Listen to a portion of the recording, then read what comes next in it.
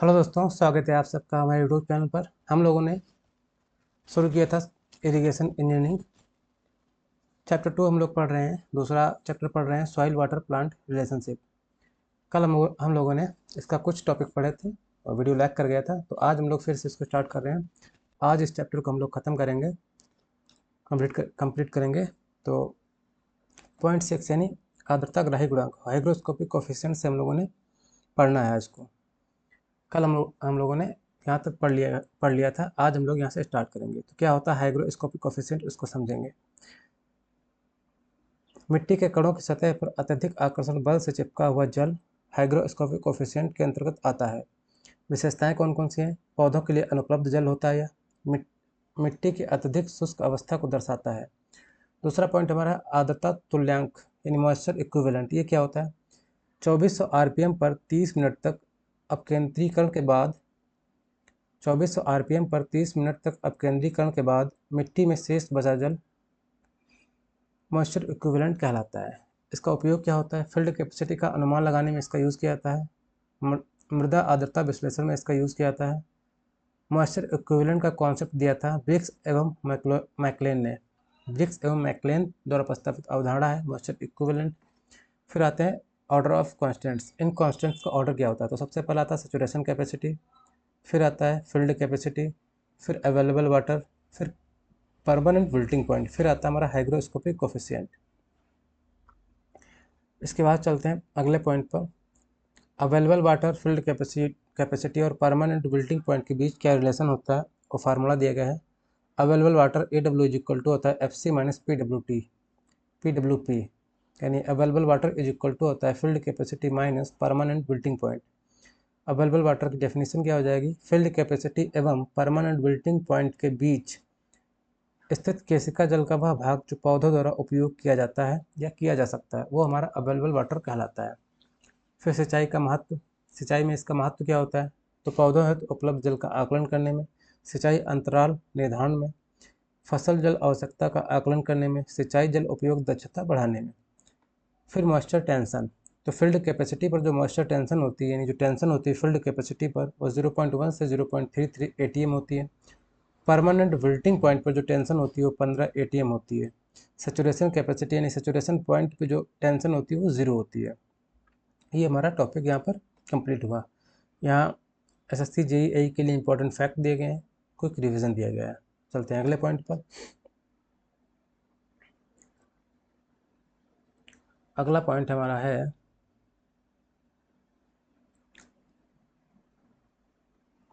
हमारा point field capacity. Field capacity इसको समझेंगे, क्या होता है फील्ड कैपेसिटी। तो इंट्रोडक्शन कुछ इस तरह है। संतृप्त मिट्टी के गुरुत्वीय जल के निकल जाने के पश्चात मिट्टी में धारण किया गया जल फील्ड कैपेसिटी यानी क्षेत्रधारिता कहलाता है।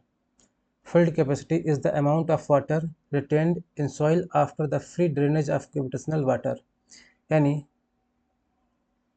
संतृप्त मिट्टी से गुरुत्वीय जल के निकल जाने के पश्चात मिट्टी में धारण किया गया जल क्षेत्रधारिता यानी फील्ड कैपेसिटी कहलाता है। परिभाषा कुछ इस तरह है। सिंचाई अथवा वर्षा के पश्चात अतिरिक्त गुरुत्वीय जल के निकल जाने के बाद मिट्टी में धारण किया गया जल क्षेत्रधारिता कहलाता है। सिंचाई अथवा वर्षा के पश्चात अतिरिक्त गुरुत्वीय जल के निकल जाने के बाद मिट्टी में धारण किया गया जल क्षेत्रधारिता कहलाता है। इसकी विशेषताएं क्या क्या होती हैं उसको देखेंगे। तो क्षेत्रधारिता की विशेषताएं, फील्ड कैपेसिटी की विशेषताएं क्या क्या होती हैं? ग्रेविटेशनल वाटर इज एब्सेंट, यानी गुरुत्वीय जल अनुपस्थित होता है। केशिका जल अधिक मात्रा में उपस्थित रहता है। फील्ड कैपेसिटी में केशिका जल अधिक मात्रा में उपस्थित रहता है। पौधों की वृद्धि हेतु आदर्श नमी अवस्था होती है। फील्ड कैपेसिटी सिंचाई समय निर्धारण करने का वैज्ञानिक आधार है फील्ड कैपेसिटी। जड़ क्षेत्र में जल एवं वायु का संतुलन बना रहता है। Proper balance of water and air exist in the root zone में जल एवं वायु यानी वाटर और एयर का प्रॉपर बैलेंस बना रहता है। यह उपलब्ध जल की ऊपरी सीमा है। फील्ड कैपेसिटी जो है वो हमारी उपलब्ध जल की ऊपरी सीमा है। क्षेत्रधारिता का महत्व क्या होता है? सिंचाई अनुसूची निर्धारण में यानी सिंचाई इरिगेशन शेड्यूलिंग में इसका इम्पोर्टेंस रोल है। उचित सिंचाई समय निर्धारित करने में सहायक है। दूसरा है उपलब्ध जल का आकलन, यानी फसलों हेतु उपलब्ध जल ज्ञात करने में उपयोगी होती है फील्ड कैपेसिटी। फसल उत्पादन वृद्धि, क्षेत्रधारिता पर मिट्टी में फील्ड कैपेसिटी पर मिट्टी में जल एवं वायु का संतुलन बना रहता है। चौथा पॉइंट हमारा जल उपयोग दक्षता यानी वाटर यूज एफिशिएंसी। जल की बर्बादी कम होती है तथा उपयोग दक्षता बढ़ती है। जल की बर्बादी कम होती है, उसकी दक्षता बढ़ती है। आगे हमारे पास है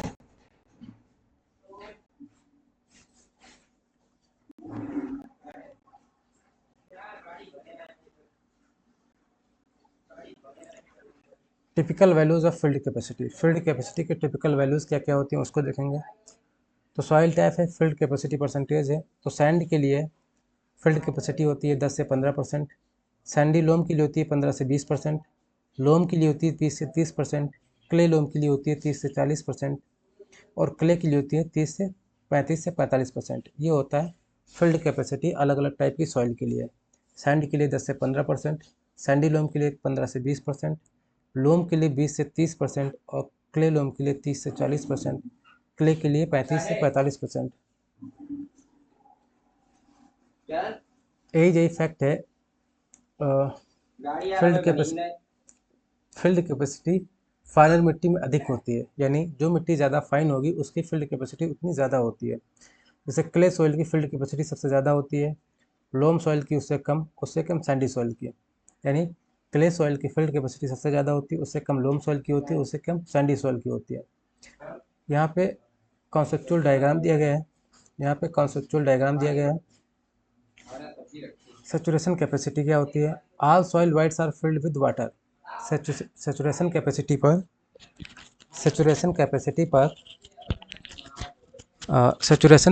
पर सभी जो वाइड्स होते हैं वाटर से फिल्ड होते हैं। दूसरा होता है ग्रेविटेशनल वाटर ड्रेन्स, गुरुत्वीय जल निकल जाता है।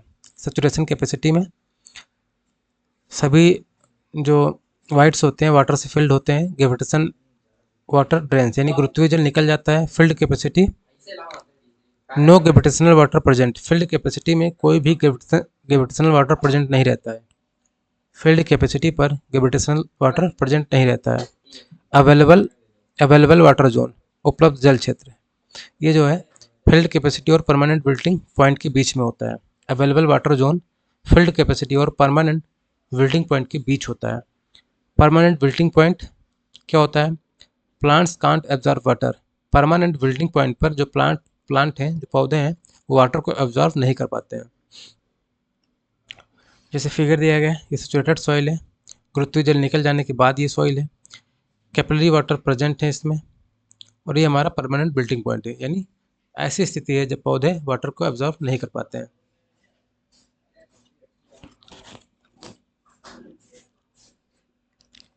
अगला पॉइंट 7 नंबर है फील्ड कैपेसिटी एवं सॉइल वाटर। फील्ड कैपेसिटी और सॉइल वाटर। सैचुरेशन कैपेसिटी स्थिति दी गई है, उसका डिस्क्रिप्शन दिया गया है। सैचुरेशन कैपेसिटी यानी सैचुरेशन कैपेसिटी पर all wides field with water, यानी सभी रिक्त स्थान जल से भरे होते हैं। क्षेत्रधारिता है फील्ड कैपेसिटी में gravitational water drained, capillary water retained remains, यानी गुरुत्वीय जल निकल चुका होता है। फील्ड कैपेसिटी में गुरुत्वीय जल निकल चुका होता है लेकिन केशिका जल उपलब्ध रहता है। फिर आता है हमारा permanent wilting point. Permanent wilting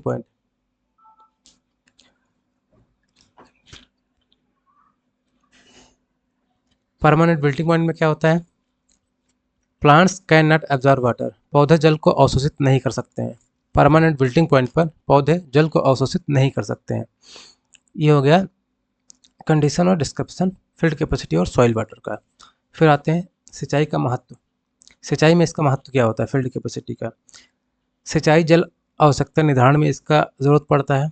सिंचाई जल आवश्यकता निर्धारण, जल उपलब्ध जल की गणना में, फसल योजना एवं प्रबंधन में, सिंचाई अंतराल निर्धारण में, जल उपयोग दक्षता बढ़ाने में। फिर इम्पॉर्टेंट फैक्ट्स हैं। फील्ड कैपेसिटी क्या है? उपलब्ध जल की ऊपरी सीमा है। ये सब हम लोग पढ़ चुके हैं। यहाँ पे जो है इंपॉर्टेंट फैक्ट है जो ऊपर हम लोगों ने पढ़ा है वही यहाँ पे दिया गया है।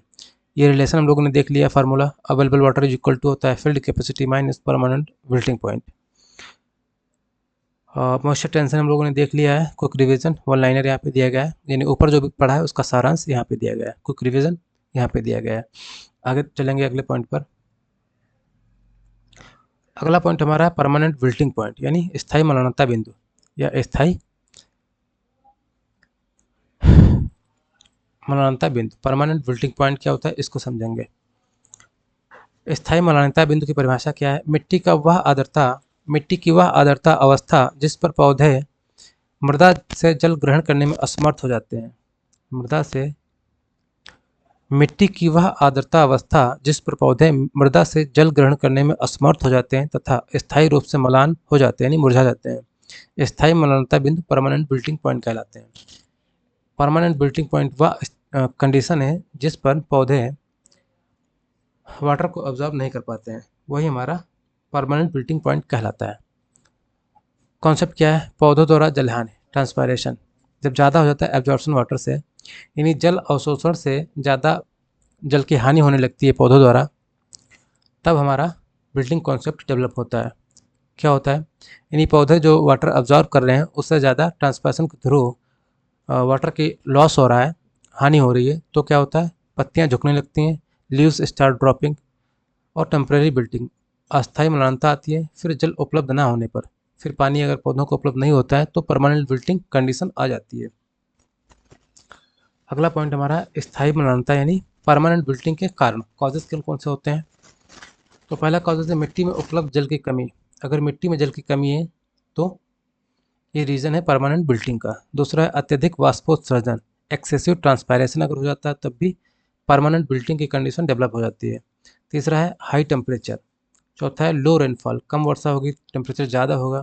लंबे समय तक सिंचाई ना होना, अगर लंबे समय तक सिंचाई नहीं करेंगे तब भी हमारा परमानेंट विल्टिंग कंडीशन डेवलप हो जाएगी, यानी पौधों को ऑब्जॉर्व करने के लिए वाटर नहीं मिलेगा तो पत्तियाँ मुरझा जाएंगी, पौधे सूख जाएंगे। इसका प्रभाव क्या पड़ता है? पौधों की वृद्धि रुक जाती है, परमानेंट विल्टिंग के कारण पौधों की वृद्धि रुक जाती है, प्रकाश संश्लेषण कम हो जाता है, उत्पादन में कमी आती है, पत्तियाँ सूखने लगती हैं, फसल नष्ट भी हो सकती है। यानी परमानेंट विल्टिंग के कारण क्या क्या प्रभाव पड़ते हैं? पौधों की वृद्धि रुक जाती है, प्रकाश संश्लेषण कम हो जाता है, उत्पादन में कमी होती है, पत्तियाँ सूखने लगती हैं, फसल भी नष्ट हो सकती है। आगे हमारा PWP यानी परमानेंट विल्टिंग का मान, टिपिकल वैल्यू क्या होती है? मॉइस्चर टेंशन एंड PWP पर जो मॉइस्चर टेंशन होता है वो 15 ATM या 1500 kPa होता है। ये इंपॉर्टेंट है, कितना होता है? 1500 kPa या 15 ATM। फील्ड कैपेसिटी एवं PWP संबंध, या फील्ड कैपेसिटी और PWP के बीच क्या रिलेशन होता है उसको यहाँ पर फिगर के थ्रू दर्शाया गया है। ये हमारा फील्ड कैपेसिटी है, सबसे ऊपर का रीजन ये फील्ड कैपेसिटी है, सबसे नीचे का जो है ये परमानेंट विल्टिंग पॉइंट है। ये रीजन जो है यहाँ से यहाँ तक ये हमारा फील्ड कैपेसिटी है, ये हमारा परमानेंट विल्टिंग पॉइंट है, उसके बीच में जो जल उपलब्ध है वही हमारा अवेलेबल वाटर कहलाता है। यानी फील्ड कैपेसिटी में से अगर हम PWP को माइनस कर दें तो हमारे पास बचेगा अवेलेबल वाटर। फिर कंपैरिजन तुलना होती है फील्ड कैपेसिटी और PWP की। फील्ड कैपेसिटी को हिंदी में क्षेत्रधारिता कहते हैं, PWP को स्थायी मलानता बिंदु कहते हैं। पैरामीटर्स क्या है? प्लांट ग्रोथ, फील्ड कैपेसिटी पर जो ग्रोथ होती है सर्वोत्तम होती है पौधों की, और PWP पर असंभव होती है। वाटर अवेलेबिलिटी अधिक होती है फील्ड कैपेसिटी पर और PWP पर नगण्य होती है, नेग्लिजिबल होती है। मॉइस्चर टेंशन जो होता है फील्ड कैपेसिटी पर वो 0.1 से 0.33 ATM होता है। मॉइस्चर टेंशन जो फील्ड कैपेसिटी पर होता है वो 0.1 से 0.33 ATM होता है, PWP पर 15 ATM होता है। फिर आता है हमारा डायग्राम कॉन्सेप्ट। डायग्राम कॉन्सेप्ट देख लेते हैं। ये हेल्दी प्लांट है, ये फील्ड कैपेसिटी की जो कंडीशन होती है उस कंडीशन में पौधों को सबसे ज़्यादा पानी उपलब्ध होता है, यानी सबसे ज़्यादा वाटर होता है कब? जब हमारा फील्ड कैपेसिटी कंडीशन होती है। ग्रोथ सबसे अच्छी कब होगी? हेल्दी प्लांट कब होगा? फील्ड कैपेसिटी पर, यानी जब पानी सबसे ज़्यादा उपलब्ध होगा। फिर आता है टेम्परेरी विल्टिंग, यानी जल की कमी प्रारंभ हो गई। फिर आता है सीवियर वाटर स्ट्रेस, यानी पत्तियां अधिक झुकती हैं, पानी की कम और ज़्यादा कमी हो जाती है, गंभीर जल तनाव हो जाता है। फिर आता है परमानेंट विल्टिंग पॉइंट, यानी यहाँ पर कोई भी पानी उपलब्ध नहीं होता, पौधे सूख जाते हैं, पत्तियां मुरझा जाती हैं। महत्व क्या है इरिगेशन में इसका? सिंचाई समय निर्धारण में सहायक होता है, उपलब्ध जल की गणना में उपयोगी होता है, फसल जल आवश्यकता ज्ञात करने में सहायक होता है, जल प्रबंधन एवं जल उपयोग दक्षता बढ़ाने में सहायक होता है, सूखा अध्ययन एवं फसल क्षति आकलन में उपयोगी होता है। फिर इंपॉर्टेंट फैक्ट्स दिए गए हैं, मॉइस्चर टेंशन का जो हम लोगों ने पीछे पढ़ा है वो दिया गया है, फार्मूला दिया गया है वो हम लोग पढ़ चुके हैं, वो लाइनर क्विक रिवीजन जो ऊपर जो हम लोगों ने अब तक पढ़ा है उसके नीचे समरी दिया गया है। चलते हैं अगले पॉइंट पर। अगला पॉइंट हमारा है अवेलेबल वाटर। अवेलेबल वाटर क्या होता है इसको समझेंगे हम लोग। परिभाषा क्या होती है अवेलेबल वाटर की? फील्ड कैपेसिटी और स्थायी मलानता बिंदु यानी पीडब्ल्यूपी के बीच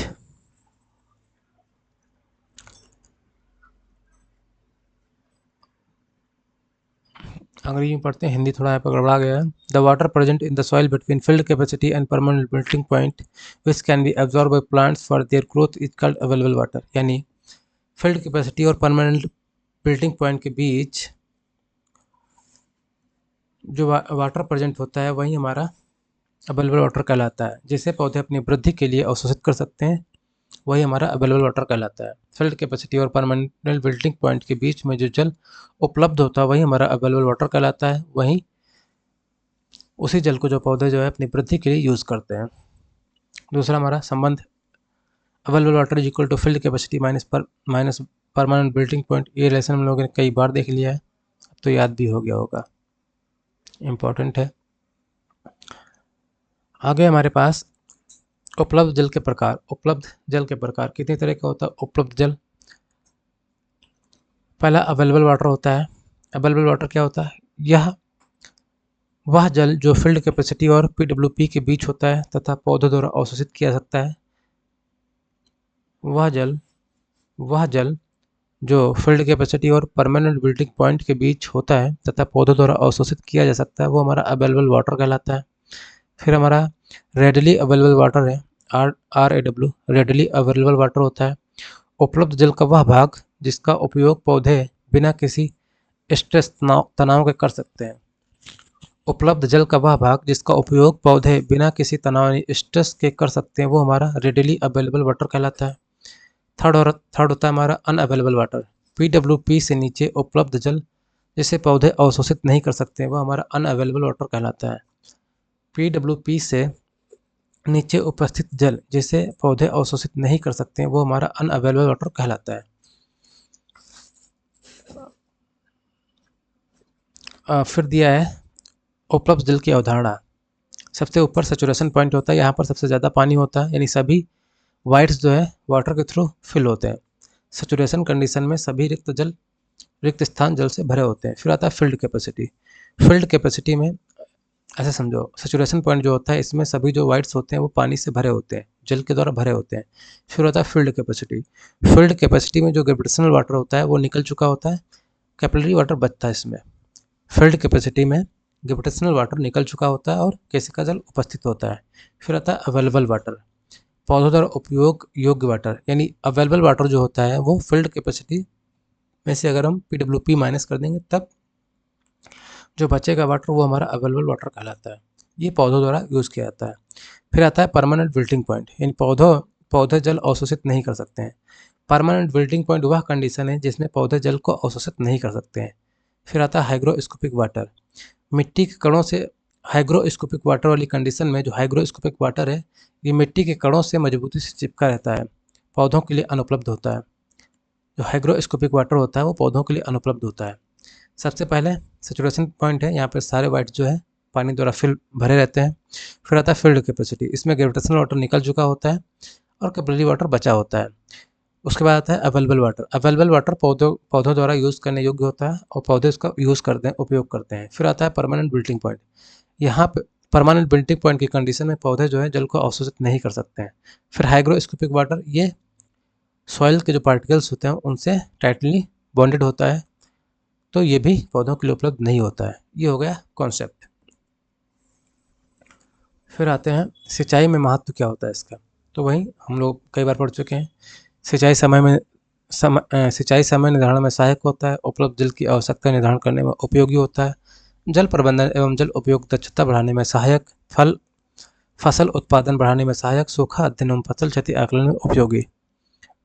फिर हमारे पास है विभिन्न मृदा प्रकारों में उपलब्ध जल की सामान्य मात्रा क्या होती है। विभिन्न मृदा प्रकारों में उपलब्ध जल की मात्रा क्या होती है, सामान्य मान क्या होता है। तो सबसे पहले सॉइल टाइप दिया गया है, फिर फील्ड कैपेसिटी दिया गया है, फिर परमानेंट बिल्टिंग पॉइंट दिया गया है, फिर अवेलेबल वाटर दिया गया है। तो ये टेबल है, वैसे वैल्यू बहुत कम पूछता है एग्जाम्स में, लेकिन फिर भी एक बार देख लेते हैं। सैंड का फील्ड कैपेसिटी कितना होता है, 10 से 15% होता है। PWP 3 से 5% होता है। और फील्ड वाटर अवेलेबल कितना होता है, अवेलेबल वाटर 5 से 10% होता है। सैंडी लोम का 15 से 20% फील्ड कैपेसिटी होता है। सैंडी लोम का 15 से 20% फील्ड कैपेसिटी होता है। 6 से 8 PWP, 9 से 12 अवेलेबल वाटर। परसेंटेज सबका परसेंटेज में सब चीज़ें हैं। फिर लोम क्या होता है, मतलब लोम का फील्ड कैपेसिटी कितना होता है, तो 20 से 30% होता है। PWP 8 से 12% होता है। और अवेलेबल वाटर 12 से 18% होता है। क्ले लोम का जो फील्ड कैपेसिटी होता है वो 30 से 40% होता है। PWP 12 से 16% होता है। और अवेलेबल वाटर 18 से 24% होता है। फिर आता है क्ले की फील्ड कैपेसिटी 35 से 45% होती है। PWP 15 से 20% होता है। और अवेलेबल वाटर 20 से 25% होता है।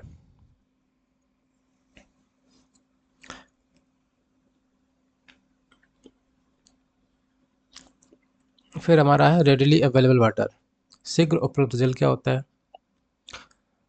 उपलब्ध जल का वह भाग जिसे पौधे बिना किसी तनाव के उपयोग कर सकते हैं, वह कहलाता है रेडिली अवेलेबल वाटर, यानी शीघ्र उपलब्ध जल। यह कुल उपलब्ध जल का 40 से 60% होता है।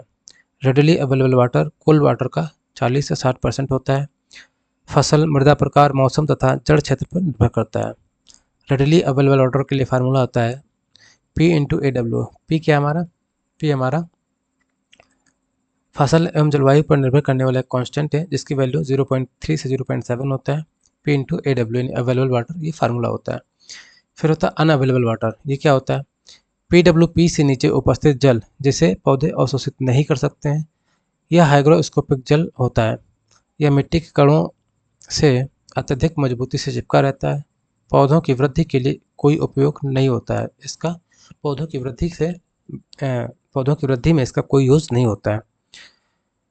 फिर उसके बाद इम्पोर्टेंट पॉइंट दिया गया है, समरी दिया गया है, जो हम लोग ऊपर पढ़ चुके हैं इस पॉइंट में, उसी का क्विक रिवीजन वन लाइनर दिया गया है। अगले पॉइंट पे चलते हैं। अगला पॉइंट हमारा है सॉइल मॉइस्चर डेफिशिएंसी। ये क्या होता है, इसको देखेंगे हम लोग। सॉइल मॉइस्चर डेफिशिएंसी क्या होता है, इसको देखेंगे हम लोग। डेफिनेशन क्या होती है, मृदा में क्षेत्रधरता यानी फील्ड कैपेसिटी तक उपलब्ध जल तथा वर्तमान मृदा आर्द्रता के मध्य का अंतर मृदा आर्द्रता न्यूनता सॉइल मॉइस्चर डेफिशिएंसी कहलाती है। क्या होता है, the difference between water content eight field capacity and existing soil moisture content is called soil moisture deficiency. जो फील्ड कैपेसिटी है और जो एग्जिस्टिंग सॉइल मॉइस्चर है उसके बीच का डिफरेंस जो है वही कहलाता है हमारा soil moisture deficiency. Soil moisture deficiency, the difference between the water content eight the difference between the water content at field capacity and the existing soil moisture content is called soil moisture deficiency। यानी formula हो जाएगा soil moisture deficiency का formula हो जाएगा field capacity minus moisture content या existing moisture content. ये formula हो गया, इंपॉर्टेंट है। सॉइल मॉइस्चर डेफिशिएंसी का फार्मूला क्या हो जाएगा, सॉइल मॉइस्चर डेफिशिएंसी का फार्मूला हो जाएगा field capacity minus existing moisture content. Field capacity minus existing moisture content. यहाँ पे कॉन्सेप्ट समझाया गया है फिगर 2 में। ये हमारा फील्ड कैपेसिटी है, यहाँ पर सबसे ज़्यादा वाटर अवेलेबल रहता है। उसके बाद हमारा मॉइस्चर करंट मॉइस्चर लेवल है, ये हमारा करंट मॉइस्चर लेवल है।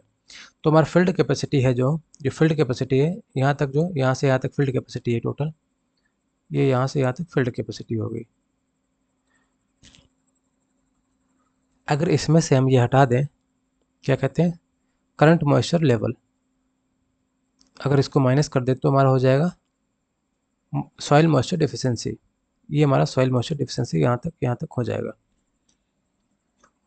अवधारणा क्या होती है, field capacity, crop water use. Field capacity का यूज़ करता है crop water, soil moisture decreases, soil moisture deficiency develop होती है, उसके बाद इरिगेशन रिक्वायर्ड होती है। सबसे पहले फील्ड कैपेसिटी, उसके बाद क्रॉप उसका यूज़ करता है, crop water use. Field capacity, crop water use होता है, उसके बाद सॉइल मॉइस्चर डिक्रीज करता है, सॉइल मॉइस्चर डिक्रीज करने के बाद सॉइल मॉइस्चर डिफिशिएंसी डेवलप होती है। तो सॉइल मॉइस्चर डिफिशिएंसी डेवलप होती है, उसके बाद फिर इरिगेशन की ज़रूरत पड़ती है। आगे चलते हैं। Depth of irrigation. Depth of irrigation में सिंचाई गहराई का फार्मूला दिया गया है। डेप्थ ऑफ इरिगेशन का formula D is equal to field capacity minus moisture content upon 100 into gamma D capital D। ये हमारा फार्मूला हो गया डेप्थ ऑफ इरिगेशन, सिंचाई गहराई के लिए। Small d is equal to field capacity minus moisture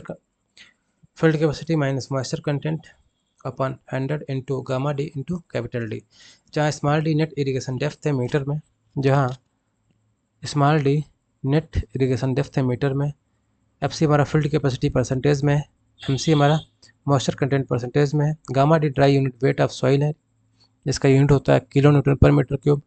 gamma D dry unit wait है, D जो है कैपिटल D जो है रूट जोन डेप्थ है। ये डेप्थ ऑफ इरिगेशन हो गया। फिर वही सिंचाई अनुसूची में महत्व, इरिगेशन शेड्यूलिंग में इसका क्या महत्व होता है वो हम लोग कई बार पढ़ चुके हैं, तो दोबारा फिर से रिवाइज नहीं करेंगे।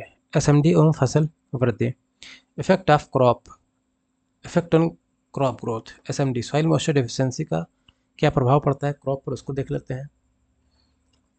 अगर SMD लो है यानी सॉइल मॉइस्चर डिफिशिएंसी कम है तो क्रॉप कंडीशन हेल्दी ग्रोथ होगी, मॉडरेट है तो माइल्ड स्ट्रेस होगा, हाई है तो सीवियर स्ट्रेस होगा, वेरी हाई तो विल्टिंग बिगिंस। अगर सॉइल मॉइस्चर डिफिशिएंसी लो है तो हेल्दी ग्रोथ होगी प्लांट्स की, अगर मॉडरेट है तो माइल्ड स्ट्रेस होगा, हाई हो जाएगा तो सीवियर स्ट्रेस हो जाएगा, अगर बहुत ज़्यादा सॉइल मॉइस्चर डिफिशिएंसी हो जाएगी तो विल्टिंग स्टार्ट हो जाएगी। आगे दिया गया चित्रात्मक अवधारणा दी गई यहाँ पर। इरिगेशन, रेनफॉल होती है, फील्ड कैपेसिटी डेवलप हो गई, फिर क्रॉप वाटर अपटेक यानी जो क्रॉप है, जो फसल है, जो पौधे हैं, वाटर का यूज़ करेंगे तो सॉइल मॉइस्चर डिफिशिएंसी डेवलप होगी और फिर से इरिगेशन की ज़रूरत पड़ेगी। SMD को प्रभावित करने वाले कारक कौन कौन से हैं, सॉइल मॉइस्चर डिफिशिएंसी को प्रभावित करने वाले कारक कौन कौन से हैं, तो टेम्परेचर है, एवेपोर ट्रांसपरेशन है, क्रॉप टाइप है, रूट जोन डेप्थ है, सॉइल टाइप है, रेनफॉल है। ये सारी चीज़ें यानी temperature, evapotranspiration, crop zone, crop type, root zone depth, soil type, rainfall, ये सब हमारा सॉइल मॉइस्चर डेफिशिएंसी को प्रभावित करने वाले कारक हैं। फिर वहीं AJ के लिए इंपॉर्टेंट फैक्ट दिया गया है, क्विक रिवीजन दिया गया है, यानी जो हम लोगों ने इस चैप्टर में अब तक पढ़ा है उसका क्विक रिवीजन दिया गया है, तो इसको हम लोग छोड़ते हैं। अगला पॉइंट हमारा है जो root zone depth. Root zone depth क्या होती है इसको हम लोग पढ़ेंगे डिटेल में। 1 मिनट में आते हैं।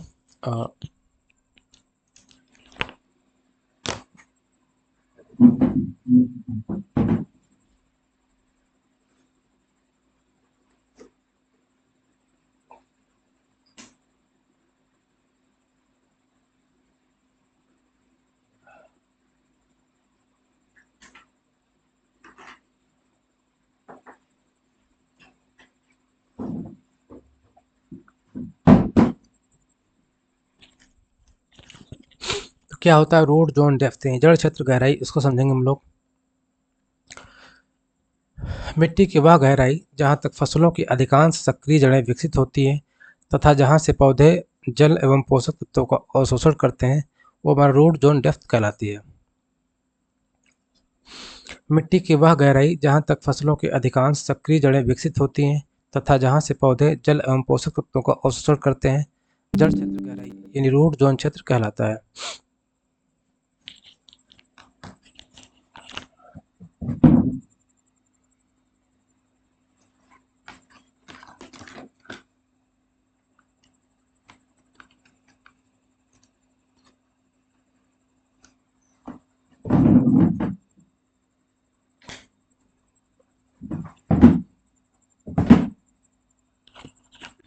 रूट जोन क्षेत्र कहलाता है। क्या होता है इफेक्टिव रूट जोन, देखेंगे फिर हम लोग। इफेक्टिव रूट जोन ये क्या होता है? इफेक्टिव रूट जोन क्या होता है? वह क्षेत्र जहां लगभग 80% सक्रिय जड़ें पाई जाती हैं, इफेक्टिव रूट जोन कहलाता है। वह क्षेत्र जहां लगभग 80% सक्रिय जड़ें पाई जाती हैं तथा अधिकतम जल अवशोषण होता है, वो इफेक्टिव रूट जोन कहलाता है। वह क्षेत्र जहां लगभग 80% सक्रिय जड़ें पाई जाती हैं तथा अधिकतम जल अवशोषण होता है, इफेक्टिव रूट जोन कहलाता है। फिर आता है रूट जोन का महत्व क्या क्या होता है। रूट जोन का महत्व क्या है? सिंचाई गहराई निर्धारण करने में इसका महत्व है। सिंचाई गहराई निर्धारण करने में, उपलब्ध जल गणना करने में, फसल जल आवश्यकता में, सिंचाई अंतराल निर्धारण में और जल उपयोग दक्षता वृद्धि में, जल उपयोग दक्षता में वृद्धि में इसका इम्पोर्टेंस होता है। फिर फसलवार जड़ गहराई, क्रॉप वाइज रूट डेप्थ कितनी होती है? तो राइस यानी धान जो है उसका जो रूट जोन डेप्थ होता है 0.6 से 1 मीटर होता है। 0.6 से 1 मीटर होता है धान यानी राइस का।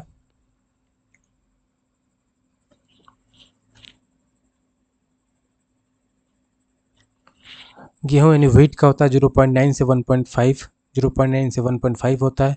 मक्का का होता है 1.2 से 1.8। गन्ना का होता है 1.2 से 1.2 से 2। कपास कॉटन का होता है 1.5 से 2.5। वेजिटेबल्स का 0.3 से 0.9 मीटर डेप्थ होता है रूट जोन डेप्थ। आगे हमारा जड़ क्षेत्र वर्गीकरण, रूट जोन क्लासिफिकेशन। अगर डेप्थ सैलो रूट क्रॉप्स यानी उथली जड़ वाली फसलें जो हैं उनकी डेप्थ जो होती है वो 0.75 मीटर से कम होती है, लेस देन 0.75 मीटर। जो उथली जड़ वाली फसलें होती हैं उनकी जो जड़ों की डेप्थ होती है वो लेस देन होती है 0.75 मीटर। एग्जाम्पल है सब्जियां, प्याज, मूली इत्यादि। फिर हमारा मीडियम रूटेड क्रॉप्स, मध्यम जड़ वाली फसलें, उनका डेप्थ होता है 0.75 से 1.5 मीटर। एग्जाम्पल है गेहूँ, धान, सरसों आदि। फिर है डीप रूटेड क्रॉप्स यानी गहरी जड़ वाली फसलें, उनकी डेप्थ 1.5 मीटर से ज़्यादा होती है। कपास, गन्ना इत्यादि। रूट जोन एवं इरिगेशन रिलेशनशिप, रूट जोन और इरिगेशन के क्या रिलेशनशिप होता है उसको समझेंगे। जड़ क्षेत्र गहराई बढ़ने पर मिट्टी की जल धारण क्षमता बढ़ती है। रूट जोन डेप्थ बढ़ने पर वाटर स्टोरेज कैपेसिटी बढ़ती है, इरिगेशन फ्रिक्वेंसी कम होती है। रूट जोन डेप्थ बढ़ने पर वाटर स्टोरेज कैपेसिटी बढ़ती है, इरिगेशन फ्रिक्वेंसी कम होती है। ये रूट जोन और इरिगेशन में रिलेशनशिप है। आगे हमारे पास है moisture extraction pattern. Moisture extraction pattern, अधिकांश फसलें जल का लगभग जल का क्या लिखा है, छोड़ो, निच्छेदन, एक्सट्रेशन यानी जल का अवशोषण।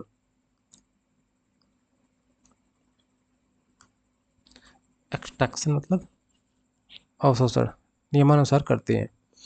पहला चौथाई भाग यानी 0 से 25% गहराई पर 40% करती है। फिर 25 से 50 पर 30%। फिर 50 से 75 पर 20%। 75 से 100% गहराई पर 10%। टोटल कितना हो? 10 हो गया। 40-20-40-30-20-10 रूल है। 40-30-20-10। पहला 0 से 25 पे 40, 25 से 50 पे 30, 50 से 75 पे 20, 75 से 100 पर 10। रूट जोन को प्रभावित करने वाले कारक कौन कौन से हैं? तो फसल का प्रकार, मिट्टी का प्रकार, जल स्तर, मृदा उर्वरता, सिंचाई प्रबंधन, जलवायु, ये सारे कारक जो है रूट जोन को प्रभावित करते हैं। फिर उसके बाद इम्पोर्टेंट फैक्ट्स दिए गए हैं, क्विक रिवीजन दिया गया है। जो हम लोगों ने इस टॉपिक में पढ़ा है उसका क्विक रिवीजन है, तो इसको हम लोग छोड़ते हैं। फिर आता है हमारा मॉइस्चर एक्सट्रैक्शन पैटर्न यानी आर्द्रता निष्कर्षण प्रतिरूप। आर्द्रता निष्कर्षण प्रतिरूप, मॉइस्चर एक्सट्रैक्शन पैटर्न। ये क्या होता है, इसको देखेंगे हम लोग।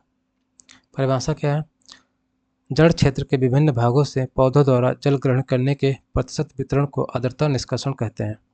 अंग्रेजी में बोले तो the percentage distribution of water, the percentage distribution of water extracted by plant roots from different portions of the root zone is called moisture extraction pattern।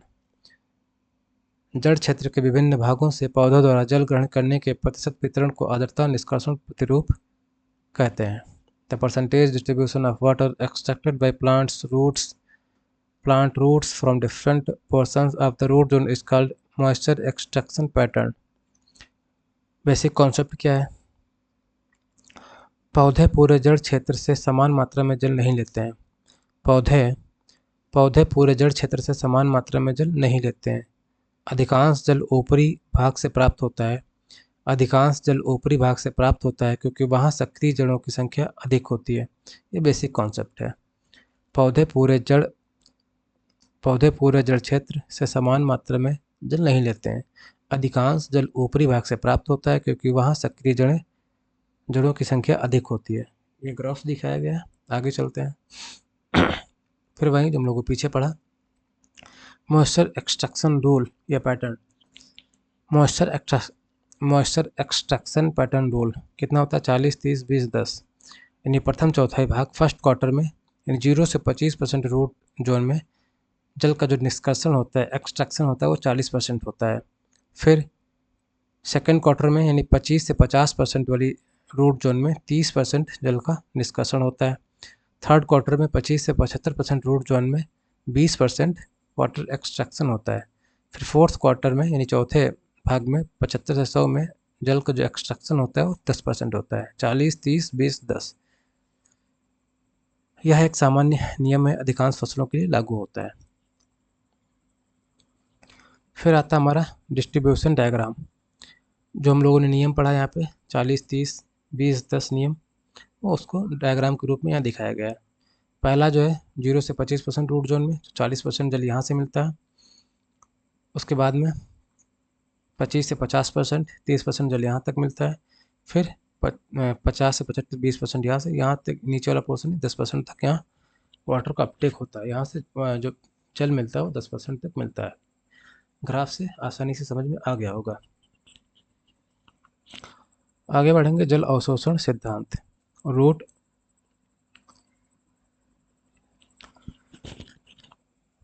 जड़ जल अवशोषण सिद्धांत, रूट एब्जॉर्प्शन कॉन्सेप्ट। ये क्या होता है इसको समझेंगे। ऊपरी जड़ें अधिक सक्रिय होती हैं तो जो ऊपरी जड़ें ज़्यादा सक्रिय होंगी तो ज़्यादा जल लेंगी वो। रूट एब्जॉर्प्शन कॉन्सेप्ट क्या है, ऊपरी जड़ें अधिक सक्रिय होती हैं, गहरी जड़ें अपेक्षाकृत कम जल अवशोषित करती हैं। जल अवशोषण जड़ों के घनत्व पर निर्भर करता है। जल अवशोषण जड़ों के घनत्व पर निर्भर करता है। अधिकतम जल ग्रहण प्रभावी क्षेत्र अधिकतम जल ग्रहण प्रभावी जड़ क्षेत्र में होता है। अधिकतम जल ग्रहण प्रभावी जड़ क्षेत्र में होता है। सिंचाई में महत्व क्या होता है, सिंचाई अनुसूची निर्धारण करने में, उपलब्ध जल की गणना करने में, फसल जल आवश्यक निर्धारण में, जल उपयोग दक्षता बढ़ाने में, सिंचाई अंतराल तय करने में। ये हम लोगों ने कई बार रिवाइज कर लिया है। आगे चलेंगे। आगे क्या हमारे पास, जल क्षेत्र एवं जल निष्कर्षण। जल क्षेत्र एवं जल निष्कर्षण के लिए बातें कही गई हैं, क्या होती हैं। इफेक्टिव रूट जोन प्रभावी जल क्षेत्र, मोर एक्टिव रूट्स प्रभावी रूट जोन, उसके बाद आता है मोर एक्टिव रूट्स, फिर more water extraction, better crop growth. यानी जो हमारा इफेक्टिव रूट जोन होता है उसमें जो जड़ें होती हैं ज़्यादा सक्रिय होती हैं। जब जड़ें ज़्यादा सक्रिय होती हैं तो ज़्यादा वाटर का एक्सट्रैक्शन करेंगी, और जब वाटर का ज़्यादा एक्सट्रैक्शन करेंगी तो बेटर क्रॉप ग्रोथ होगी। ये हो गया हमारा एक कॉन्सेप्ट। इफेक्टिव रूट जोन जो होता है उसमें जड़ें जो है ज़्यादा एक्टिव होती है, मोर एक्टिव रूट्स होती हैं। जब ज़्यादा रूट्स जो ज़्यादा एक्टिव होंगी तो वाटर एक्सट्रैक्शन ज़्यादा करेंगे। उसके बाद अगर वाटर एक्सट्रैक्शन ज़्यादा करेंगे तो बेटर क्रॉप ग्रोथ होगी, फसल की अच्छी वृद्धि होगी। फैक्टर्स कौन कौन से हैं उसको प्रभावित करने वाले। Factors affecting moisture extraction, moisture extraction को प्रभावित करने वाले फैक्टर कौन कौन से हैं। फसल का प्रकार, जड़ गहराई, मिट्टी का प्रकार, उपलब्ध नमी, वायु संचार, एरेशन और टेम्परेचर, ये सारे फैक्टर्स हैं जो मॉइस्चर एक्सट्रैक्शन को प्रभावित करते हैं। उसके बाद एज इंपॉर्टेंट फैक्ट दिए गए हैं, क्विक रिवीजन दिया गया है, वन लाइनर दिया गया है, ये सब चीज़ें हम लोग देख चुके हैं, तो इसको हम लोग यहाँ पे छोड़ेंगे। चलते हैं अगले पॉइंट पर। अगला पॉइंट हमारा इन्फिल्ट्रेशन है। क्या होता है इन्फिल्ट्रेशन, इसको देखेंगे हम लोग। इन्फिल्ट्रेशन अंतः प्रवेशन, इन्फिल्ट्रेशन माने कि अंतः प्रवेशन, ये क्या होता है? एक मिनट थोड़ा पानी लेते हैं, उसके बाद शुरू करते हैं।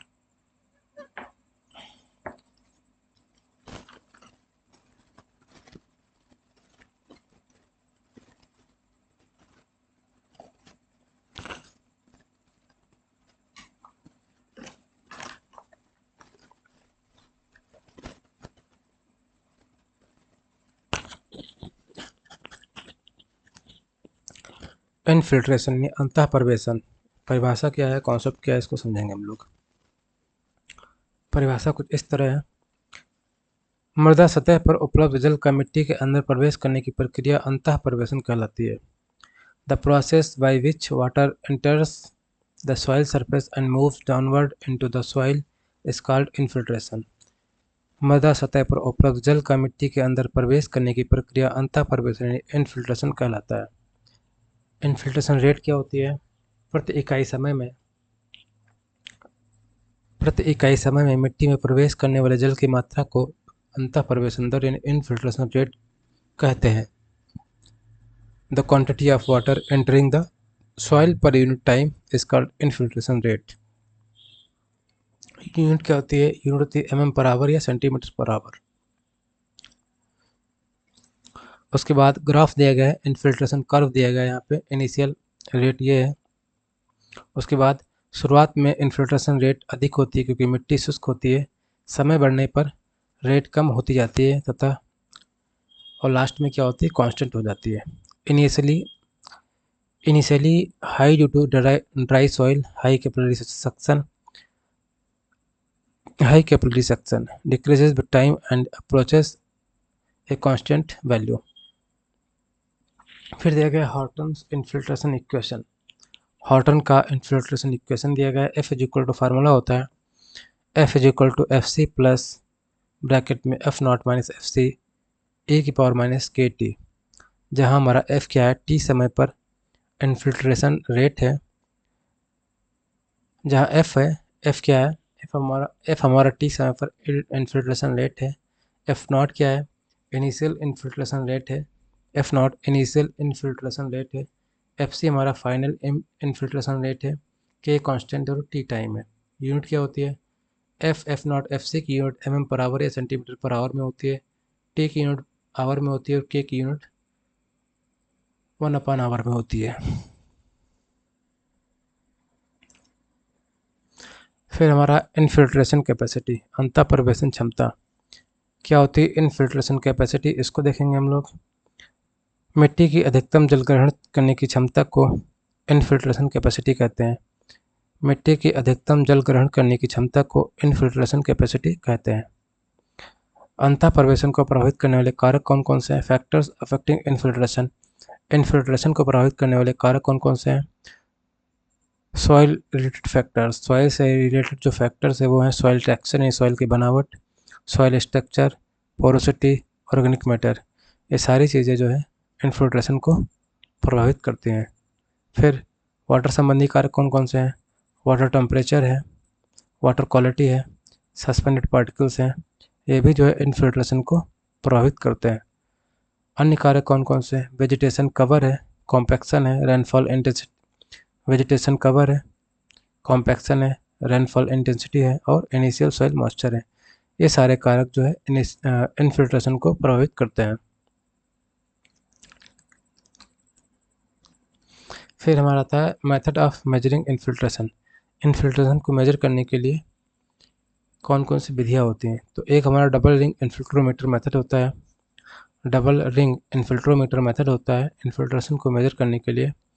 इसमें आउटर रिंग की जो डाया है 45 सेंटीमीटर होता है, इनर डाया जो होता है 30 सेंटीमीटर होता है और हाइट इसकी 25 से 30 सेंटीमीटर होती है। सिद्धांत क्या है? प्रिंसिपल कुछ इस तरह है। दोनों रिंग में जल भरा जाता है, दोनों रिंग में जल भरा जाता है। बाहरी रिंग लेटरल फ्लो को कम करती है। बाहरी रिंग लेटरल फ्लो को कम करती है।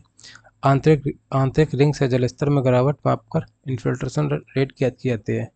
जो इंटरनल रिंग होती है उसमें जो जल स्तर में गिरावट आती है उसको मेजर करके इन्फिल्ट्रेशन रेट को फाइंड किया जाता है।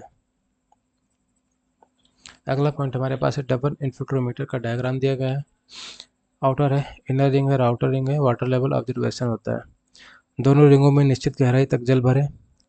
सबसे पहले दोनों रिंगों में निश्चित गहराई तक जल भरे। समय समय पर आंतरिक रिंग में जल स्तर मापे। जल स्तर में गिरावट से इन्फिल्ट्रेशन रेट निकालें। टिपिकल इन्फिल्ट्रेशन रेट की वैल्यू दी गई है। सैंड में 25 से 250 mm/h होती है इन्फिल्ट्रेशन। सैंड में 25 से 250 mm/h।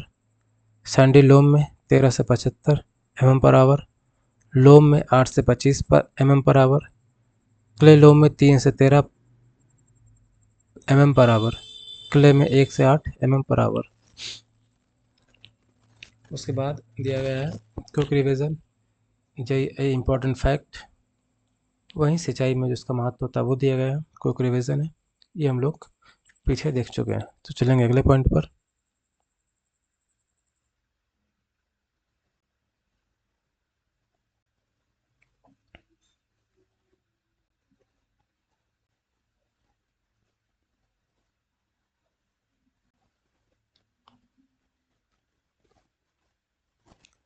अब पढ़ेंगे हम लोग पर्कुलेशन। पर्कुलेशन क्या होता है इसको जानेंगे हम लोग।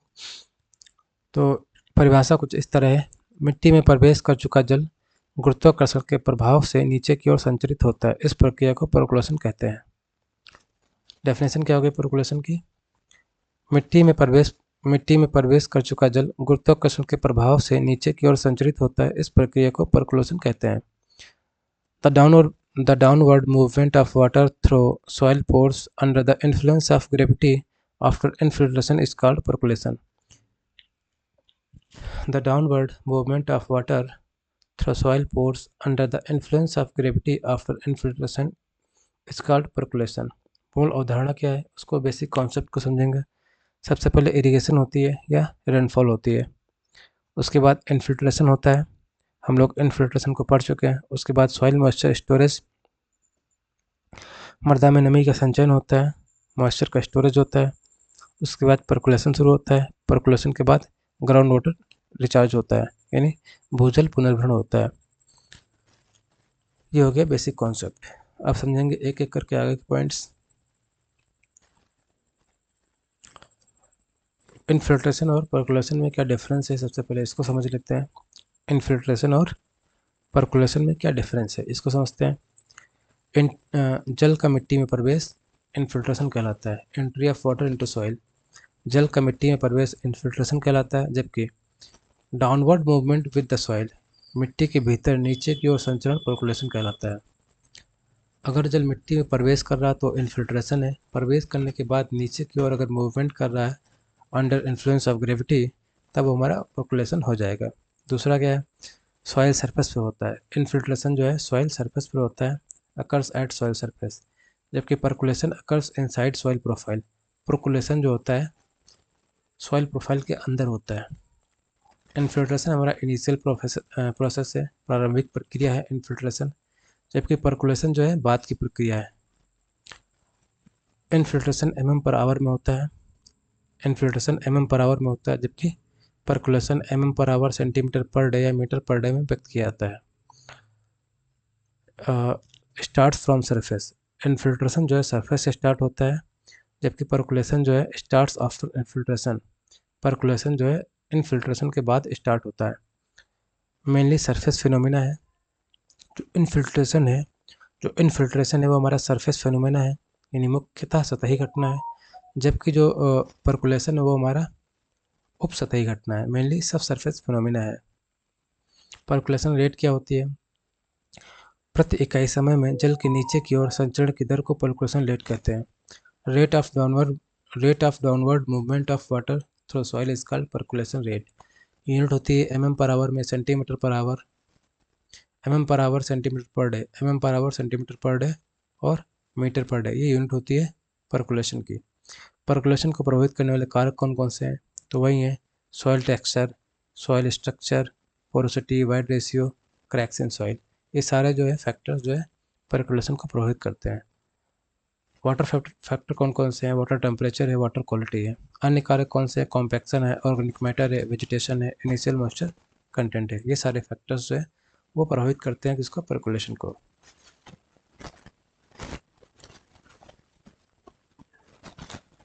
आगे हमारे पास है विभिन्न मृदाओं में परकुलेशन क्या होता है। तो सैंड में जो है सबसे ज़्यादा परकुलेशन होता है।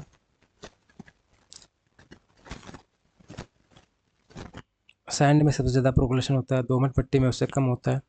नहीं, सैंड में सबसे ज़्यादा परकुलेशन होता है, सैंडी लोम में उससे कम होता है, लोम में उससे कम होता है, क्ले लोम में उससे कम होता है, क्ले में सबसे कम होता है। निष्कर्ष क्या है?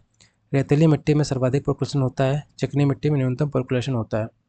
रेतीली मिट्टी में सर्वाधिक परकुलेशन होता है जबकि चिकनी मिट्टी में न्यूनतम परकुलेशन होता है। परकुलेशन दर यानी जो परकुलेशन रेट होती है वो परमेबिलिटी पर डिपेंड करती है। सिंचाई में महत्व क्या होता है इसका? ग्राउंड वाटर रिचार्ज में इसका इंपॉर्टेंस होता है। ग्राउंड वाटर रिचार्ज में moisture movement in root zone, जड़ क्षेत्र में नमी संचरण करने में, सिंचाई दक्षता का विश्लेषण करने में, नहर रिसाव अध्ययन में, निकास व्यवस्था डिजाइन में, जल संतुलन विश्लेषण में, इन सब में इंपॉर्टेंस होता है परकुलेशन का।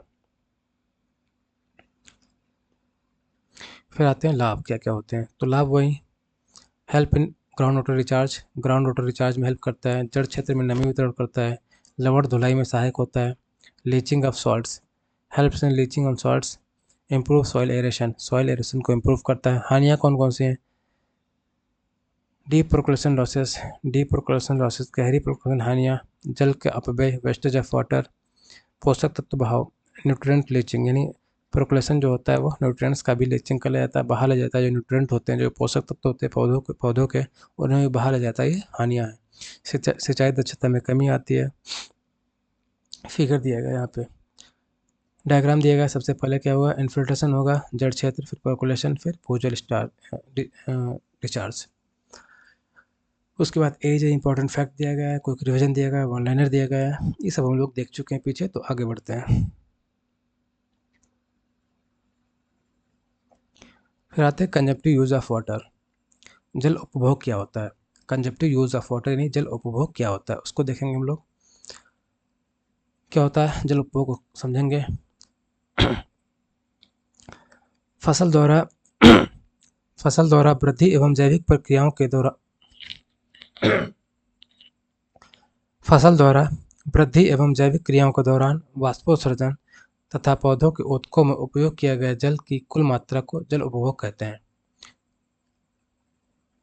फसल द्वारा वृद्धि एवं जैविक क्रियाओं के दौरान वाष्पोत्सर्जन तथा पौधों के ऊतकों में उपयोग किए गए जल की कुल मात्रा को जल उपभोग कहते हैं। The total quantity of water used by A crop through evapotranspiration and metabolic activities during its growth period is called conjunctive use of water. वाष्पीकरण यानी एवोपरेशन क्या होता है? मृदा एवं जल सतह से जल का वाष्प के रूप में वायुमंडल में जाना वाष्पीकरण कहलाता है। मृदा एवं जल सतह से जल का वाष्प के रूप में वायुमंडल में जाना वाष्पीकरण कहलाता है। पौधों की पत्तियों द्वारा जल का वायुमंडल में जाना उत्सर्जन कहलाता है, वाष्पोत्सर्जन कहलाता है। पौधों की पत्तियों द्वारा जल का वायुमंडल में उत्सर्जन वाष्पोत्सर्जन कहलाता है। फिर मेटाबॉलिक यूजेस क्या होते हैं? पौधों के आंतरिक जैविक क्रियाओं में प्रयुक्त अल्प मात्रा का जल होता है मेटाबॉलिक यूज।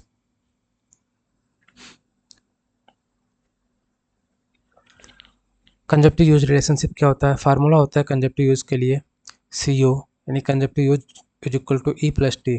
E क्या हो गया? एवेपोरेशन हो गया, T हमारा ट्रांसपायरेशन है। CU is equal to E+T यानी consumptive use is equal to होता है एवेपोरेशन प्लस ट्रांसपायरेशन।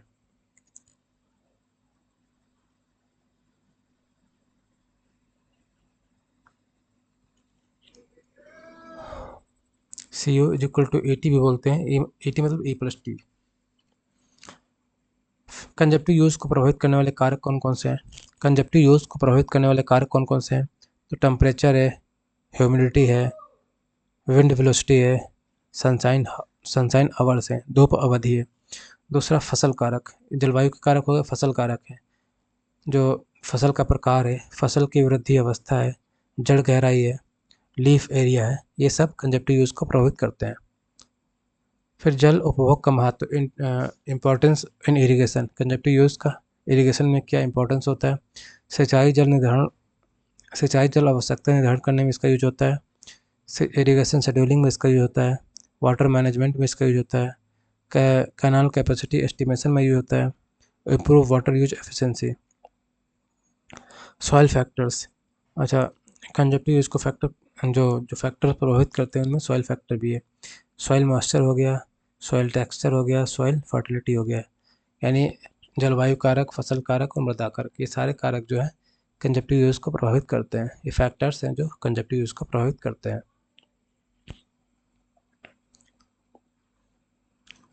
फिर आगे हमारे पास है कंजप्टिव यूज को मेजर करने के कौन कौन से मेथड होते हैं। Methods of measuring consumptive use, consumptive use करने के कौन कौन से मेथड होते हैं उसको देखेंगे हम लोग। तो पहला होता है lysimeter method, soil moisture depletion method, ये डायरेक्ट मेथड है। कंजप्टिव यूज़ को मेज़र करने के लिए डायरेक्ट और इनडायरेक्ट दो मेथड होते हैं। डायरेक्ट मेथड में लेसीमीटर मेथड है और सॉइल मॉइस्चर डिप्लेशन मेथड है। इनडायरेक्ट में ब्लेनी क्रैडल मेथड है, और फिर ये थॉम्सवेट मेथड है, पेनमैन मेथड है। ये तीन मेथड है, इनडायरेक्ट मेथड है ये दोनों। लेसीमीटर क्या होता है, ये उसका फिगर दिया गया है, उसको आगे हम लोग पढ़ेंगे। लेसीमीटर एक उपकरण है जिसका उपयोग फसल के वास्तविक कंजप्टिव यूज़ को मेजर करने में किया जाता है। लेसीमीटर एक उपकरण है जिसका यूज़ फसल के वास्तविक कंजप्टिव यूज़ को मेजर करने में किया जाता है। घटक कौन कौन से होते हैं आगे हम डिटेल में देखेंगे। लाभ और हानियाँ क्या क्या हैं इसको देख लेते हैं। वास्तविक जल उपभोग ज्ञात होता है, यानी एक्चुअल वाटर यूज़ नोन होता है। सिंचाई जल आवश्यकता का सही निर्धारण करने में इसका यूज होता है। जल प्रबंधन में सहायक होता है। जल उपयोग दक्षता में सुधार होता है। अनुसंधान एवं योजना में उपयोगी होता है। हानियाँ क्या है, महंगा उपकरण है एवं स्थापना समय अधिक होता है। डेफिशिएंसी इन साइट सिलेक्शन, स्थल चयन में कठिनाई होती है। रखरखाव की आवश्यकता होती है। Results limited in specific location, यानी रिजल्ट्स स्पेसिफिक कुछ विशेष क्षेत्र के लिए सीमित होते हैं। आगे हमारे पास है इवेपोट्रांसपिरेशन। क्या होता है इवेपोट्रांसपिरेशन, इसको देखेंगे हम लोग।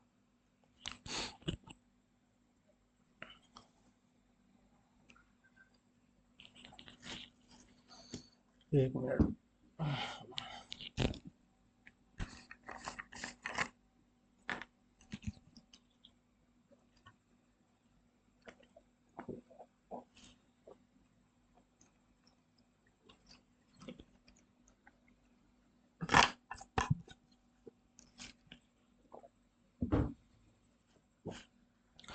डेफिनेशन क्या है इवेपोट्रांसपिरेशन की। मृदा सतह से होने वाले वाष्पीकरण तथा पौधों से होने वाले वाष्पोत्सर्जन के योग को वाष्पोत्सर्जन कहते हैं, इवेपोट्रांसपिरेशन कहते हैं।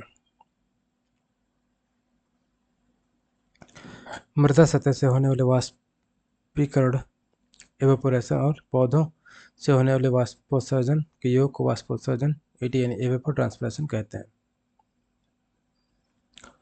The combined loss of water through evaporation from soil surface and transpiration from plants is called evapotranspiration. ये उत्सर्जन होगा, केवल वाष्पोत्सर्जन नहीं होगा, यहाँ पे उत्सर्जन होगा। उत्सर्जन फार्मूला क्या होता है, ET यानी इवेपोट्रांसपिरेशन, E+T यानी इवेपोरेशन प्लस ट्रांसपिरेशन। वाष्पीकरण क्या होता है, मृदा सतह से जल का वाष्प बनकर उड़ना वाष्पीकरण कहलाता है। रिजर्वायर और वाटर बॉडीज से जल का हानि होता है। ट्रांसपिरेशन जो होता है पौधों की पत्तियों के स्टोमेटा द्वारा जल का उत्सर्जन होता है, क्रॉप ग्रोथ के लिए आवश्यक प्रक्रिया है।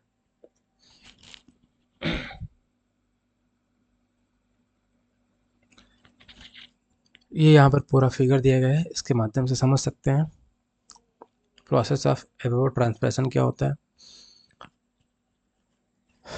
एवेपोट्रांसपिरेशन को प्रभावित करने वाले कारक कौन कौन से हैं? जलवायु के कारक हैं, temperature, relative humidity, wind velocity, sunshine duration, solar radiation. Crop factors हैं, crop type, growth stage, leaf area index, root depth. Soil के फैक्टर्स हैं, soil moisture, soil texture, soil fertility. Evapotranspiration के जो प्रकार हैं वो कौन कौन से होते हैं? तो होता है पोटेंशियल एवेपोट्रांसपिरेशन यानी पीईटी, पोटेंशियल एवेपोट्रांसपिरेशन यानी पीईटी, जब जल की कोई कमी ना हो तब होने वाला अधिकतम एवेपोट्रांसपिरेशन क्या कहलाता है? पोटेंशियल एवेपोट्रांसपिरेशन कहलाता है, जब जल की कोई कमी ना हो। पहला ये हो गया। दूसरा क्या है? एक्चुअल एवेपोट्रांसपिरेशन, वास्तविक परिस्थितियों में होने वाला एवेपोट्रांसपिरेशन एक्चुअल एवेपोट्रांसपिरेशन कहलाता है। संबंध क्या होता है? एईटी हमेशा कम होता है पीईटी से, पीईटी हमेशा ज़्यादा होता है एईटी से। पोटेंशियल एवेपोट्रांसपिरेशन हमेशा ज़्यादा होता है एईटी से, नहीं एक्चुअल ट्रांसपिरेशन से हमेशा ज़्यादा होता है पीईटी। ये रिलेशन हो गया। आगे देखेंगे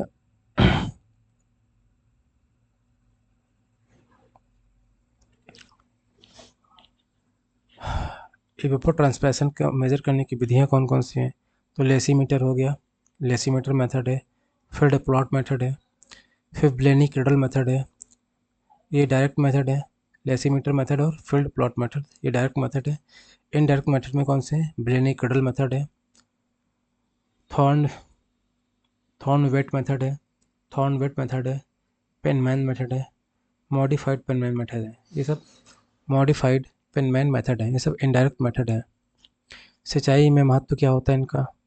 फसल जल आवश्यकता निर्धारण में इसका यूज होता है। सिंचाई अनुसूची निर्धारण में यानी इरीगेशन शेड्यूलिंग में इसका महत्व होता है। इरीगेशन प्लानिंग और मैनेजमेंट में होता है। कैनाल कैपेसिटी डायग्राम डिजाइन में होता है, कैनाल कैपेसिटी डिजाइन में होता है। वाटर रिसोर्स मैनेजमेंट में होता है। ये इंपॉर्टेंट एजेई के लिए पॉइंट्स हैं, ये यहाँ पर कंपैरिजन दिया गया है, ये हम लोग पढ़ चुके हैं। एवेपोरेशन, ट्रांसपिरेशन ये सब हम लोग पढ़ चुके हैं, इसलिए इसको यहाँ पे इसको छोड़ते हैं। चलते हैं अगले पॉइंट पर। अगला पॉइंट हमारा है consumptive use estimation methods. कंजप्टिव use को मेज़र करने के लिए कौन कौन से मेथड होते हैं उसको पढ़ेंगे हम लोग। पहला परिचय क्या है? फसल द्वारा उपयोग किए गए कुल जल का अनुमान लगाने के लिए विभिन्न डायरेक्ट एवं इनडायरेक्ट विधियों प्रयोग की जाती है। फसल द्वारा उपयोग किए गए कुल जल यानी कंजप्टिव यूज़ का अनुमान लगाने के लिए विभिन्न डायरेक्ट और इनडायरेक्ट विधियों का यूज़ किया जाता है। विधियाँ कौन कौन सी हैं? प्रत्यक्ष विधियों में लेसीमीटर मेथड है, अप्रत्यक्ष विधियों में ब्लेनी क्रेडल मेथड है, थॉर्न वेट मेथड है, पेनमैन मेथड है, मॉडिफाइड पेनमैन मेथड है। पहला हो गया हमारा ब्लेनी क्रेडल मेथड। इनडायरेक्ट मेथड में पहला हमारा ब्लेनी क्रेडल मेथड है। तापमान तथा दिन के प्रकाश घंटों पर आधारित अनुभवजन्य विधि है। सरल एवं व्यवहारिक है, विशेषकर सिंचाई अभियांत्रिकी में उपयोगी है। एजेई के लिए अत्यधिक महत्वपूर्ण है।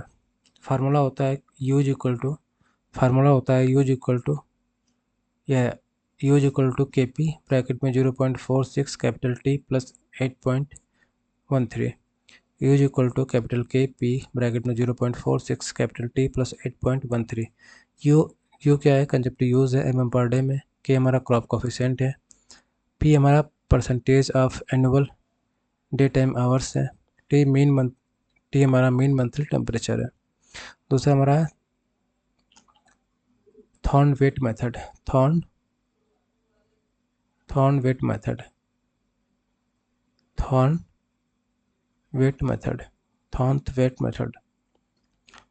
केवल तापमान आधारित विधि है।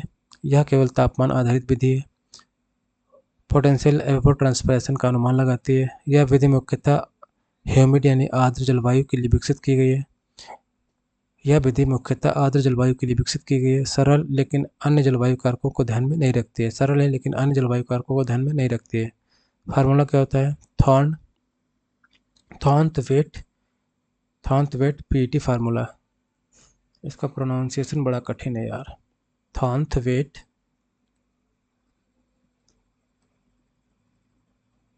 इसको इरेज करो। थॉर्नथवेट पीईटी फार्मूला क्या हो जाएगा? PET is equal to PET is equal to 16 bracket में 10T अपन I की power A। PET is equal to 16 bracket में 10T अपन I ब्रैकेट बंद पावर A। या T हमारा मीन मंथली टेम्परेचर है, I एनुअल हीट इंडेक्स है, A हमारा empirical exponent है।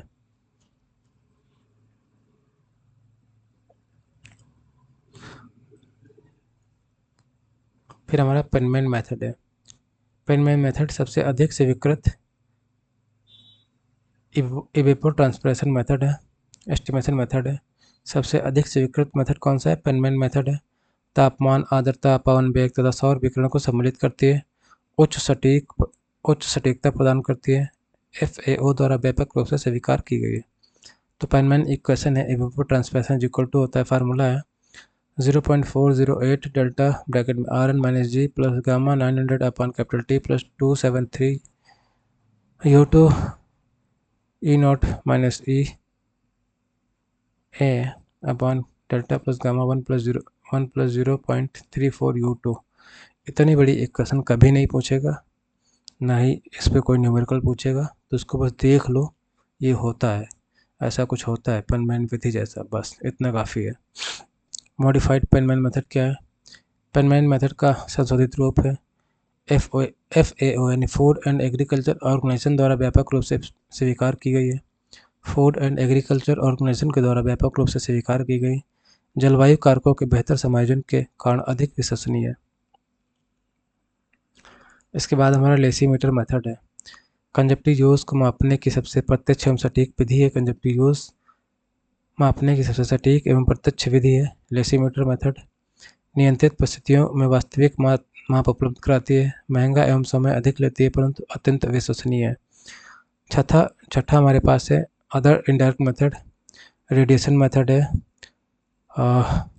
हर्ग्यूज मेथड है, टर्क मेथड है, ये सब अदर इनडायरेक्ट मेथड है। रेडिएशन मेथड, हर्ग्यूज मेथड और टर्क मेथड। यहाँ पे कंपैरिजन दिया गया है सारे मेथड्स का, तो कंपैरिजन इतना हम लोग पढ़ ही चुके हैं, तो कंपैरिजन को छोड़ देते हैं। क्विक रिवीजन दिया गया है, ये क्विक रिवीजन हम लोग पीछे कर चुके हैं, तो इसको पूरा चैप्टर पढ़ ही लिए हैं, तो इसको छोड़ते हैं। अगला हमारा है soil classification for irrigation. Irrigation के लिए सॉइल क्लासिफिकेशन किया गया है, इसको देखते हैं हम लोग। क्या होती है सॉइल?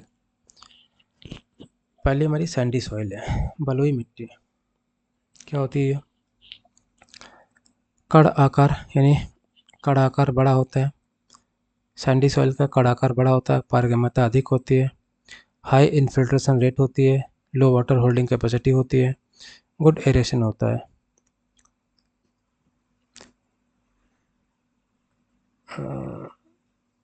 सिंचाई की आवश्यकता बार बार होती है, बार बार सिंचाई की आवश्यकता होती है।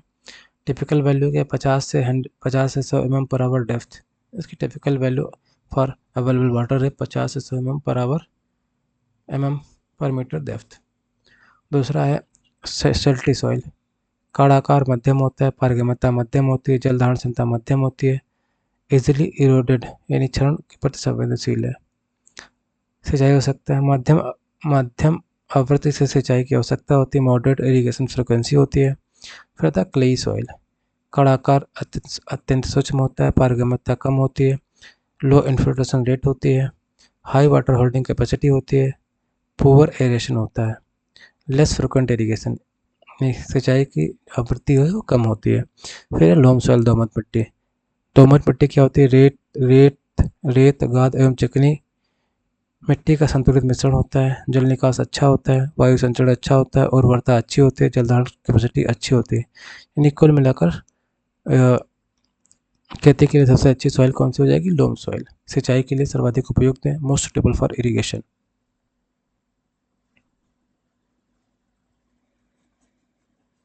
फिर यहाँ पर कंपैरिजन दिया गया है। परमेबिलिटी सैंडी में सबसे ज़्यादा होती है, सिल्टी में मॉडरेट, क्ले में लो, मॉडरेट क्ले में लो होती है, लो में मॉडरेट होती है। इन्फिल्ट्रेशन सैंडी में हाई होता है, सिल्टी में मॉडरेट होता है, क्ले में लो होता है, लो में मॉडरेट होता है। वाटर होल्डिंग कैपेसिटी सैंडी में लो होती है, सिल्टी में मीडियम, क्ले में हाई, लो में ऑप्टिमम। एरेशन सैंडी में एक्सेलेंट होता है, सिल्टी में गुड होता है, क्ले में पुअर होता है और लो में गुड होता है। इरिगेशन फ्रीक्वेंसी सैंडी में हाई होती है, सिल्टी में मॉडरेट, क्ले में लो और लो में मॉडरेट। उसके बाद quick revision, important facts, suitability ranking, ये सब दिया गया रिवीजन पॉइंट के माध्यम से, तो इसको हम लोग छोड़ते हैं यहाँ पे।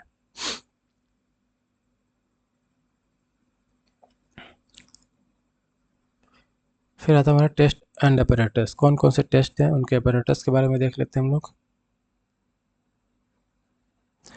Infiltration test. इनफिल्ट्रेशन टेस्ट के लिए मेथड कौन कौन सा होता है? Double ring infiltrometer method. मृदा में जल के प्रवेश की दर ज्ञात करने के लिए किया जाता है हमारा कौन सा? इन्फिल्ट्रोमीटर, double ring infiltrometer method. Method क्या है? निर्धारित व्यास के छल्लों को भूमि में गाड़ा जाता है। छल्लों में निश्चित जलस्तर बनाए रखा जाता है। निश्चित समय पर जलस्तर में कमी मापी जाती है। इन्फिल्ट्रेशन रेट की गणना की जाती है। तो बस इतना याद कर लो कि इन्फिल्ट्रेशन रेट निकालने के लिए डबल रिंग इन्फिल्ट्रोमीटर का यूज़ करते हैं, बस इतना काफ़ी है। यहाँ पर डबल रिंग इन्फिल्ट्रोमीटर का आयाम दिया गया है। Inner ring 30 centimetre, outer 45 centimetre, overall depth जो होती है कॉमनली यूज 30 से 45 सेंटीमीटर जो होता है। पर्पज़ क्या है? डबल रिंग इन्फिल्ट्रोमीटर किस पर्पज़ से यूज किया जाता है? इन्फिल्ट्रेशन रेट को ज्ञात करने के लिए डबल रिंग इन्फिल्ट्रोमीटर का यूज़ किया जाता है। फिर आता है परमेबिलिटी टेस्ट। परमेबिलिटी टेस्ट निकालने के लिए दो टेस्ट किए जाते हैं। कौन से? Constant head parameter, constant head parameter test और falling head parameter test. Constant वाला कोर्स सॉइल के लिए किया जाता है, कांस्टेंट वाला कोर्स सॉइल के लिए किया जाता है, फॉलिंग वाला फाइन सॉइल के लिए किया जाता है। बस इतना ही काफ़ी है। फिर यहाँ पे कंपेरिजन बिटवीन हेड पैरामीटर्स दिया गया है। Parameters constant head, falling head test. Soil type constant वाला कोर्स सॉइल के लिए होता है, फॉलिंग वाला फाइन सॉइल के लिए होता है। हेड ऑफ वाटर कांस्टेंट वाले में कांस्टेंट होता है, फॉलिंग वाले में फॉलिंग होता है। रेट ऑफ फ्लो कांस्टेंट में हाई होता है, फॉलिंग में लो होता है। एक्यूरेसी कांस्टेंट की ज़्यादा होती है, फॉलिंग की कम होती है। एक्यूरेसी कांस्टेंट की ज़्यादा होती है, फॉलिंग की कम होती है। उसके बाद यहाँ पे soil moisture content test, soil moisture constant, soil moisture constant test, soil moisture constant test है। पहला अपैरेटस है ओवन बैलेंस कंटेनर्स। दूसरा फार्मूला है सॉइल मॉइस्चर कांस्टेंट के लिए सॉइल मॉइस्चर कंटेंट, सही है। सॉइल मॉइस्चर कंटेंट ज्ञात करने के लिए फार्मूला होता है W इक्वल टू, W क्या है? वाटर कंटेंट ऑफ सॉइल है। जहाँ W क्या है? वाटर कंटेंट ऑफ सॉइल है। W equal to W capital W upon WS, weight of water, water content of soil is equal to weight of water upon weight of solids, weight of dry soil, weight of water upon weight of dry soil into 100, ये formula होता है। Weight of water content of soil is equal to weight of water upon weight of dry soil into 100, ये formula होता है soil moisture content को find करने के लिए। प्रोसीजर क्या होता है? गीली मिट्टी, सबसे पहले गीली मिट्टी का भार याद करें W1। नमूने को ओवन में 105 से 110 डिग्री सेल्सियस पर सुखाएं 24 घंटे में। शुष्क मृदा का भार ज्ञात करें W2। जल का भार W इक्वल टू W1 में W2 सूत्र द्वारा W ज्ञात करें।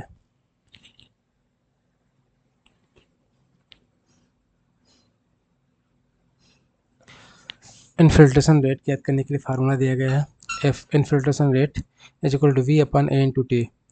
इनफिल्ट्रेशन रेट सेंटीमीटर पर आवर इसका यूनिट होता है, F is equal to V upon A into T, जहाँ V क्या है, वॉल्यूम ऑफ वाटर इनफिल्ट्रेटेड है, वॉल्यूम ऑफ वाटर इनफिल्ट्रेटेड है, A एरिया ऑफ रिंग है और T हमारा टाइम है। ये फार्मूला होता है इनफिल्ट्रेशन रेट, ये फार्मूला होता है इनफिल्ट्रेशन रेट ज्ञात करने के लिए। पोरोसिटी के लिए फार्मूला होता है volume of voids upon total volume into 100। Porosity के लिए फार्मूला होता है volume of voids upon total volume into 100। Bulk density के लिए फार्मूला होता है रो वी यानी bulk density is equal to formula होता है weight of dry soil upon total volume, weight of dry soil upon total volume. ये formula होता है बल्क डेंसिटी के लिए। तो हम लोगों ने सारे फार्मूले, सारे कॉन्सेप्ट रिवाइज कर लिए हैं। आज का चैप्टर ये यहाँ पे ख़त्म होता है। कल मिलेंगे एक नए चैप्टर के साथ में।